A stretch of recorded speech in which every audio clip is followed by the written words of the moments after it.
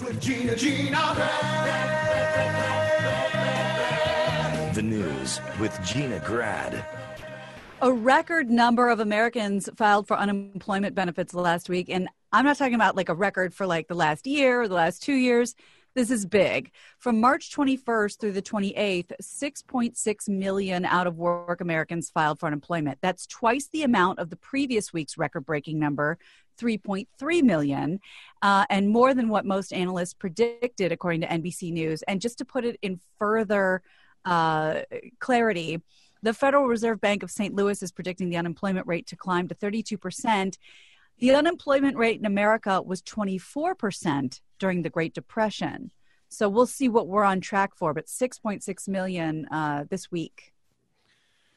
Well, we're going to have to find out as much as we can find out as fast as we can find it out. And we're just going to have to not speak in sweeping terms. Like I hear articles and I hear politicians and they're like, well, when do we go back to work? It's like, well, when it's absolutely safe and 100% for everyone, then we're going back. And it's like that you can't run a country, you can't run a business, you can't run a war, you can't run anything that when it's 100% absolutely, you can't do that. You're going to have to start crunching data and like making decisions. And, you know, my feeling is like, I don't know why everything is one size fits all. Mm-hmm. There's a lot of people who should probably stay home. And then there's people in Wyoming who probably shouldn't, or folks in other areas who don't have to, or folks of a certain age who can go back to whatever, as long as they're not going back and living,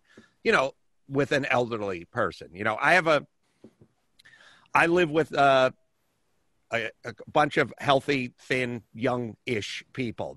We're not bringing it back. I'm not living with Nana.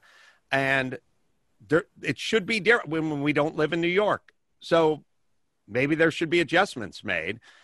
I get it at the beginning, which we're getting to the end of the beginning, I guess, if that makes sense. The end of Act One. The end of Act One. Now it's time to like make realistic assessments and decisions. It reminds me a book I read by the lawyer Vincent Bugliosi. Speaking of Mark Garagos and Reasonable Doubt, like he was talking about, you know, finding someone guilty or finding someone not guilty. It's beyond a reasonable doubt. It's not beyond all doubt. It's not like, well, aliens could have come down and shot that guy. It's like, yes, that is not reasonable. So put that out of your mind and now go from reasonable. Like there's a place where it's like you said, like where we're absolutely safe, where we're reasonably safe. Like, you know, take the reasonable measures at the right time. And when the right time is to go the other way, then we'll figure that out. It's funny to bring up Bugliosi because I just heard somebody speaking. We were just talking about him. He had this quote, and I don't know if it's in Helter Skelter or not, but it was another thing he said, which is, as it pertained to the OJ trial, when they kept saying, right, and they kept saying they screwed this up and they screwed that up and they screwed this up. The guy walked through the crime scene and the blood was on his shoes. He didn't put the baggies on the shoes. He said, and we're kind of going through it now. It's like the government screwed this up. They said this, they did that. They had ventilators. They couldn't find the ventilators. Right. They didn't know where the stuff was. He said, Bugliosi said, I travel the country. I order the same thing for breakfast at every hotel I go to for room service, and they quite frequently screw it up. Like I order eggs, toast, and bacon, and it gets fucked up a lot. And these are professionals who do this for a living. And he still eats it.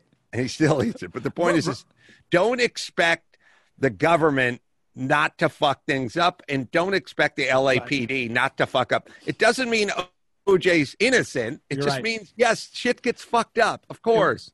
It was in fact that book Outrage about the O.J. Simpson trial that I'm almost positive where that Bugliosi story comes from about reasonable doubt. And the same thing you're talking about, I read that book, and the same thing you're talking about is, they screwed up a few things. He still did it. Like you got him on technicality, I guess, that like they screwed this up and they screwed that up. He still did it. His blood was all over the crime scene. There is footage of everybody in a position of power, right and left, at some point after the coronavirus came out saying, here's what to do, and they're all wrong. Right. Right. So Well, it and doesn't to your affect them. point, we have SARS, we have MERS, we have, swine flu, we have all these things. So but this feels different. So hopefully after we all come out of this, we don't think, well, good thing that's in the past, business as usual, because you know what? There's going to be something else. And hopefully we won't be caught with our pants down next time, and we'll be more prepared, because we didn't know to be prepared until we had something like this happen. So hopefully, Yeah, this won't happen again.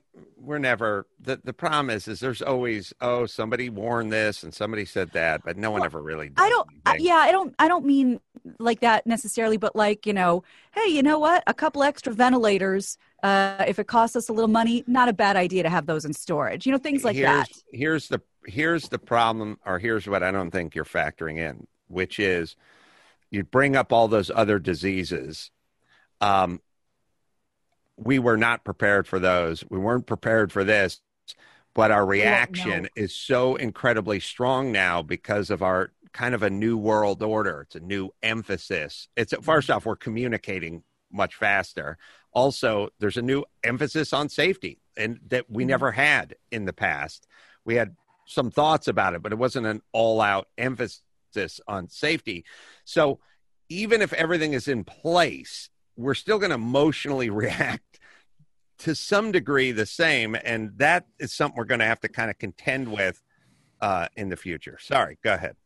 So if you live anywhere in Southern California, I'm sure you've heard about this, but frankly, it's national news. Prosecutors charged a train engineer who worked at the Port of Los Angeles with intentionally derailing a train at full speed near the Navy hospital ship Mercy because he apparently didn't believe the ship was there for reasons the government says it was. 44-year-old Eduardo Moreno was charged with, this is crazy, one count under a little-known train wrecking statute that actually carries a maximum sentence of 20 years, according to NBC News. Moreno was turned over to the FBI. A California Highway Patrol officer said he saw the train, which is used to haul shipping cargo, smash through a barrier at the end of the tracks before it drove through several obstacles, including a steel barrier and a chain link fence. It slid through one parking lot and another filled with gravel and smashed into a second fence. This is according to the affidavit. Moreno said he did it out of desire to wake people up. Jesus. Well, we went full Silver Streak. I was just watching the end of Silver Streak. Timely. The other day. Also, there's a couple of scenes in Silver Streak, couple of good N-bombs in there, and a lot of shoe polish and shucking and jiving with Gene Wilder. That probably doesn't hold up as well today. Oh, right. Okay, I remember that. Well, in the 70s. Yeah, it's kind of an interesting thing, which is that movie was a big hit and well received and so on and so forth when it came out in 1976 or 7 or whenever it is. And it never makes the rounds, or rarely makes the rounds. And I saw it and I was like, oh, this is a movie from my childhood that doesn't really make the rounds. And I watched it and it's good. Like Gene Wilder's fantastic. Richard Pryor's great. But there's a scene where they go into the bathroom and he puts the shoe polish on and starts doing the, hey man. Yeah, and you go, maybe that's part of it. Yes. You like to point out the absurdity of the warning, historical smoking, under the rating. Right. Disney Plus, at least, I don't know if this is an MPAA thing, but I noticed this when I turn on Peter Pan for Tessa, which she loves, by the way, the 19. Yeah, we've been watching that something. too. Yeah, it says, God, I'm going to take a picture of it and post it for the Adam Carolla show thing. But it says something like rated TV PG for like outdated cultural references or something like that. It's like outdated something. Tiger Lily's Tribe, maybe? Oh, yeah, the Red Man, the song about the Red Man. Yeah. And they're all speaking pidgin English. It doesn't float well today. Yeah, I'm trying to think. I think Max Pata, I don't know. I think maybe someone tweeted me this, but we got that. We got that scene. Gene Wilder had the right hair. Yeah, I know. So no sound. They're also, the thing about bathrooms, they're at like Grand Central Station and they're in the bathroom. And the thing about bathrooms, it's sort of like cops in movies. there's certain times you need a guy in the bathroom to experience what you're doing.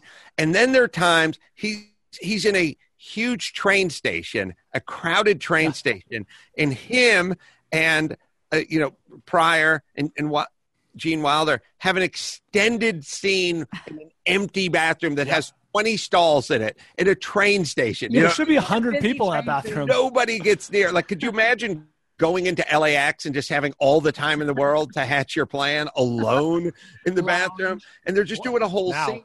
And I always say it with cops. There's scenes sort of like, if you take a look like Pulp Fiction, where they go into the apartment and they're shooting at the guys, and this whole long extended scene and there's no cops ever showed up. And then there's other movies where you need the cops to show up because you go, go, go, go. Like you use them how you use them. There's multiple shots fired in that small apartment. You got to imagine someone's called the cops pretty quickly. I would be the worst because I would be standing there if I was John Travolta and he was and Samuel L. Jackson was quoting the Bible or whatever it is. I'd be going like, hello, come on, we're on the 8th floor. We just fired 11 shots. That was like 9 minutes ago. Like, we got to get moving. There's someone in that apartment. Because they shoot the dude on the couch, and then they go in the long soliloquy about Ezekiel 24:17 or 25:17. And then Alexis Arquette comes out with the fucking gun. There is extended gunplay. I would be very nervous about the cop, but that's an example of a movie where the cops don't exist. And then at some point there's movies, like Heat or something where the cops definitely exist and they're rolling, like they're showing up. Like this is either you have to have someone in the bathroom to react or nobody's in the bathroom, but it was an extended scene where Wilder put shoe polish on his face. Anyway, sorry. And was being taught how to act so he could pass. With the radio up to his ear and dancing around. Yeah, you can't dance. Yeah. Right. No. So speaking of ventilators and preparedness and all these things, a lot of celebrities coming out to, offer help with equipment and, fashion brands are now turning over to making, protective gear and masks and things like that. P.T. Barnum, Elon Musk, loves to make his big proclamations of what he's going to do. He announced earlier this week that he had 1,000 FDA-approved ventilators on the way. And there's only one problem with that. They aren't powerful enough to use in the ICU. In fact, a lot of people don't consider them ventilators. What they are is they're called BiPAP machines, which seem kind of like CPAP machines. And, you can use them for breathing treatments from what I understand, but they're not only are they not usable for somebody in ICU that truly needs a ventilator, but to make matters worse, they could be making matters worse because, the sort of ground zero nursing home in Washington that this disease just swept through like wildfire, that could have been because of people sharing these types of machines for breathing treatments, and that they also that it aerosolizes. So this virus hangs out in the air. And when you have steam and things like that being pushed out from these machines, it's sort of weaponizing it all over the room. So I just had a thought. Yeah. I'm a celebrity. I have means. Sure. I should own my own ventilator. You should. Yeah. Like your own tanning machine? Well, but you have air compressors for your car tires and stuff. Don't they essentially work the same way? Yeah, just suck on that. Well, what I'm saying is just keep it on and off. When I was a kid, a few of my friends' dads had their own bowling ball and bowling shoes. Whoa. Yeah. They didn't go share one down at the lanes. They showed up with their own. And you want to know why? Why? Because they could afford it. Number one. Number two, it was their shoes and their ball. They didn't have other people's cooties on it, and they knew how it worked. Geffen probably has one on the yacht. Yeah. Why should Geffen show up to a hospital and them going, sorry, Mr. Geffen, we're out of respirators for you. We got some poor migrant guy on it over there. Maybe when he's done. Why not? I know this sounds insane. I don't know how big these devices are. But if you said to me, look, after this event, this would never work, but I would still be happy with it. Anybody who's rich or anyone who can afford this, buy your own. Just put it in your garage and put it in a sealed bag. and we'll put a stamp on it or something. And if the shit goes down, you roll in with this thing. You have your own. Hey, you race. Do you borrow other people's fire suits? Do you share fire suits? That's I would think not. That's laughable. I would think not. No. Does it come with the car? Do I share one? No. I Absolutely. have my own. That's right. That's Thank right. you. I like when Thank people do that kind of stuff. Like they go like, you have your own eyeglasses, right? You have your own toothbrush. Your own floss, right? Yeah. Am I right? Yeah. And what about Q-tips? Yeah, I have those. Do you share a pillow with a stranger, or do you have your own pillow? I have my own pillow. Okay. So what's the difference? I love that person.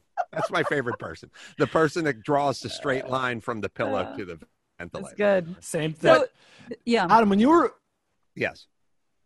in Little League, hold on, I have a question. When you were in Little League, I don't know if this was a era thing or one kid on the Little League team who had his own helmet or his own bat or something. You know what I mean? Like back in Little League, when you were 10, you like shared everything. The coach had like 5 bats and 8 helmets, and that was it.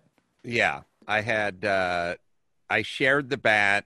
I shared the helmet. Yeah, Adam had his own monogrammed helmet from home. But there was always the one kid, is what I mean. Yeah, I had the one cleat.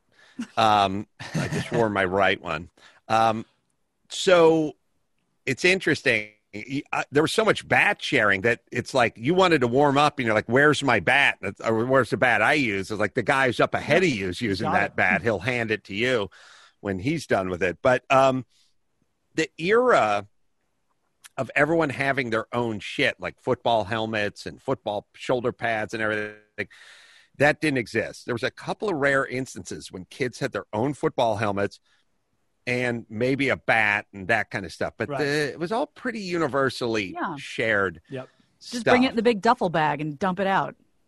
Yeah. We had, I had some weird Little League coaches. Little League coaches, as I think about it now, were definitely weirder than the football coaches. Oh, yeah. The football coaches were just pretty straightforward, just dudes, windbreaker dudes, big beards and windbreakers, just yelling, calling everyone a candy ass or soft, or comparing what you did to women all the time. Like my young daughter Kelly, she's on the gymnastics team. She's 9 years old. She's on the gymnastics. She does more push-ups. Right. They do more push-ups than that's all they did was use girls. Come on, ladies. Yep. Shame you. Yeah. Yep. Come on, ladies. Yeah. I had the baseball coach. I love my baseball coach, but he was a little too into Little League. Andy had the daughter who was 3 years younger than us, and it was always like, oh, yeah, my daughter could blah, blah, blah. It's like, all right, thanks. I had the ultimate. I had all different kinds in Little League baseball. And again, in football, they didn't have that much range. They're just big guys who used to play football who are too old to play football now, and they're going to yell at young guys to play football. I had a coach named Mrs. Cruz. Her daughter, talk about breaking down barriers, Claudia Cruz was her daughter. She was a lights-out pitcher. She was like Peppermint Patty and just lights out. 11-year-old, 12-year-old pitcher. She just was a lights-out pitcher. Her name was Claudia Cruz. Tatum O'Neal. Yeah, the mom was the coach. The mom was like, drove an 18-wheeler, had those kind of, those tight Wrangler boot cut, like kind of flared pants, but they were tight up top and flared. Sure. She wore cowboy boots, but not, hey, look at me, cowboy boots, just like I wear cowboy boots. She'd be up there with like the Tipperillo kind of like a Moore cigarette, like a brown cigarette, like hanging out of her mouth that would bobble when she spoke. She had the fungo bat. She was like, all right, get one round the horn. You just throw it up and like whack it with one hand. Like she was Mrs. Cruz was a tough hombre. Claudia was a great pitcher. And we had no qualms about having a female coach or like a female ace on the mound. It's like better for us. Better for you. And put her in Adam History Month. Yeah. Is Claudia Cruz, is that person probably North Hollywood, same age as me? She was inducted into the Baseball Hall of Fame last year. She was good. Mrs. Cruz had either fall asleep behind the wheel or maybe the Moore cigarettes got her. She can't still be around. But it was also, people forget that you could there's no better time to smoke than when you were coaching Little League because you're just outdoors. Yep. You know what I mean? Oh, Like you're yeah. outdoors and you're like, fucking smoke a cigarette. Who cares? My Little League coach, Dave Lohman, was a genius because he had 2 hound dogs, and 1 or 2, but either way. You know the video I showed you guys where at the Grand Slam over the fence? We've seen it. Right over that fence was like a gulch, a gully. Wasn't it a gulch? Do we need gulch and gully? There was a steep drop off to an inaccessible area by humans, but he had dogs. And after the end of the week, when all the teams practiced at that park, and of course there'd be a few home runs hit, he had his dog trained to go down and pick up balls. He got like brand new ball. He never bought a baseball in his life. He just got brand new balls from this gully. It's so sad that like I grew up in an era where baseball was a durable good. Like that was a big ticket item. And I would have a couple of home run balls from Little League, except for I then used them to play over the line and whatever else we played because you needed to use them. And we found the Peter Pan thing. Oh, you did? All right, Chris, play but that. the last, it's just the last line of the description. It may contain outdated cultural depictions. It may. Indeed it does. All right, let's do one more, Gina Grad. All right. Well, this is just a video that is fun to play. You know, everybody wants to get in on the act and do a PSA and make sure we're all washing our hands and staying home. This one looks like he was forced to do it, mostly because he says he was forced to do it.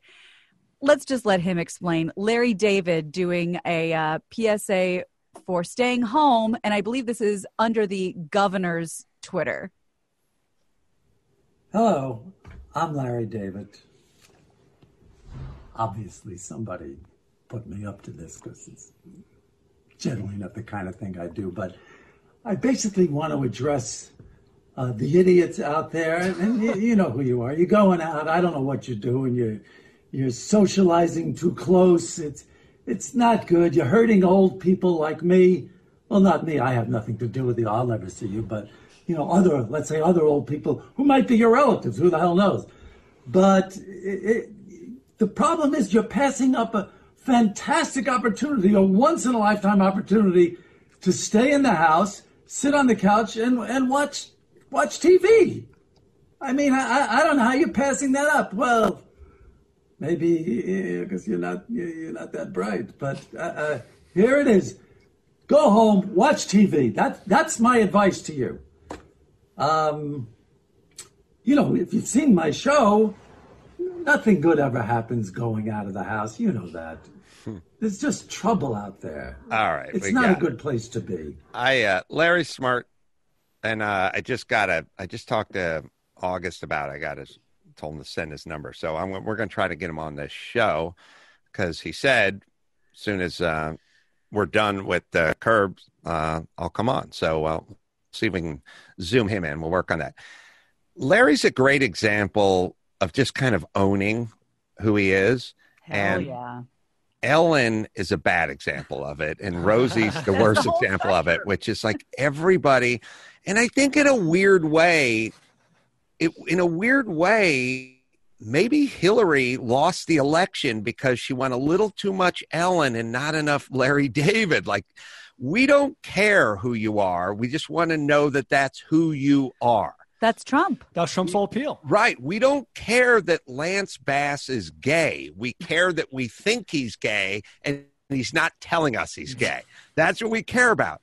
I'm telling you, it was 10 years of speculation about Lance Bass. The second he came out as gay, no one said another word about it, right? No one cared. We were bothered. We were bothered by it. Like, we're like, I don't, like, Hillary seems really, she's laughing it up with Oprah, but is she a good person? Like, I don't know. You don't have to see. The mistake is we need a great person. We don't need a great person. We need an authentic person. Indeed. Larry David has become a billionaire by just being who he is. Right. We don't care. He literally just said, like, look, you're not going to see me. I don't want to see you. You know, that kind of stuff. And we go, oh, it's so awesome. Well, he's just saying, he's just being That's so him. Larry. Yep. Yeah, I think back in the day, you could pull this off. Like, you take Rock Hudson is gay. No one knew it. He could do it. We didn't know. We weren't going to know. We never found out.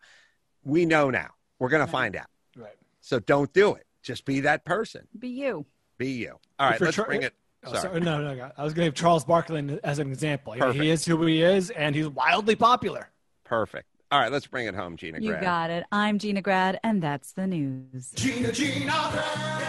That was the news with Gina Grad.